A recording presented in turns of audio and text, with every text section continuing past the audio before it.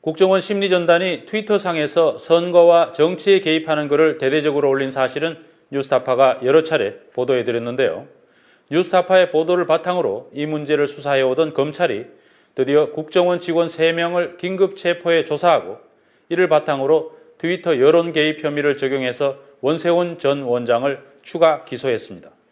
새누리당 등 여권은 그동안 대선 개입 댓글이 몇 개 안 된다면서 국정원의 대선 개입을 부정해왔는데요.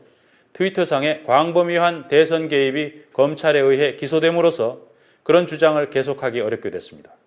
오대양 기자가 보도합니다. 국정원 대선 개입 사건을 수사 중인 서울중앙지검 특별수사팀은 지난 17일 국정원 전 심리전단 소속 직원 4명의 자택을 압수수색하고 이 가운데 3명을 긴급 체포해 조사를 벌였습니다. 이들은 트위터를 담당한 심리전단 5팀 소속으로 지난해 대선을 앞두고 트위터 등 SNS상에서 댓글 활동을 벌이며 대선 여론 조작에 관여한 혐의를 받고 있습니다.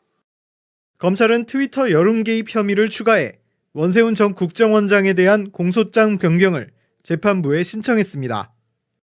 뉴스타파는 지난 3월부터 10여 차례에 걸쳐 트위터에서의 국정원의 대선 개입을 집중 보도해왔습니다.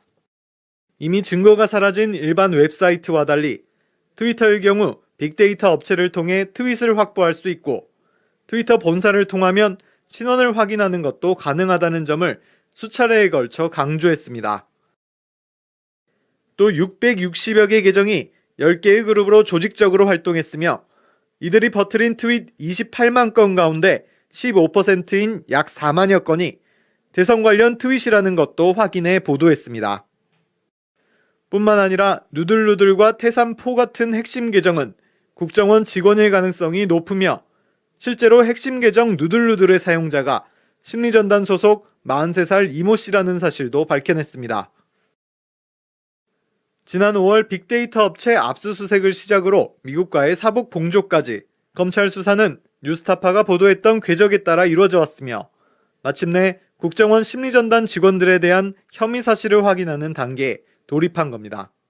SNS, 특히 트위터 확인하려면은 그 트윗 글을 모아놓은 그런 거 있잖아요. 그러니까 트윗 글을 모아놓은 회사로부터 그걸 이제 받아야 되니까요.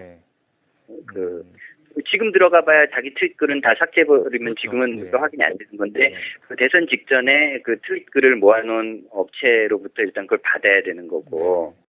검찰이 트위터 관련 수사에 본격적인 성과를 내기 시작하면서 현재 진행 중인 국정원 관련 재판도 큰 영향을 받을 것으로 보입니다. 한편 국회 안전행정위원회의 서울경찰청 국정감사에서도 국정원 선거 개입 사건에 관련된 추가적인 사실이 드러났습니다.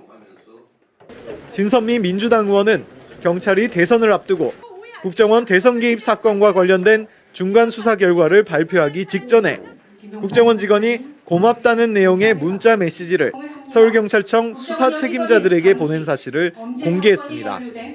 대통령 선거의 운명을 바꿨던 경찰의 중간 수사 결과 발표하는 그 11시 저조차도 몰랐고 토론을 하던 대통령 후보들도 몰랐던 그 11시에 그 발표 직전에 그것도 고맙다라는 취지의 문자를 국정원 직원으로부터 받고 있는 서울경찰청입니다.